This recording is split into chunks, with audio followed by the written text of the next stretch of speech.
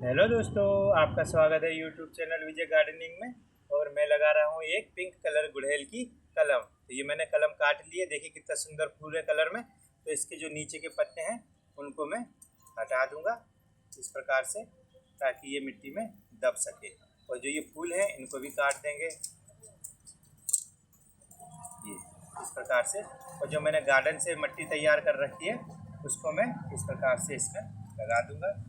इसको पुश कर देंगे ताकि जो अंदर एयर है वो न रहे, और फिर इसको लगा देंगे हम छाया वाले स्थान पर। तो अगर आपको ये वीडियो अच्छा लगा हो तो लाइक ज़रूर करना, चैनल को सपोर्ट करना। फिर वीडियो लेके मैं आऊँगा, तब तक के लिए राधे राधे।